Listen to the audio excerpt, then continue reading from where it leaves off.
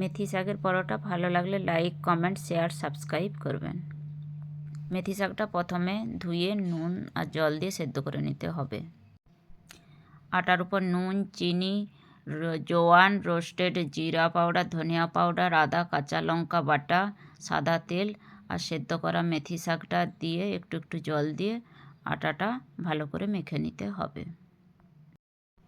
এরপর 10 মিনিট ঢাকনা দিয়ে রেস্টে রাখার পর ঢাকনা খুলে এইভাবে লেচি কেটে গোল গোল হাতে পাক দিয়ে শুকনো আটার সাথে চাকি বেলনিতে বেলে নিতে হবে।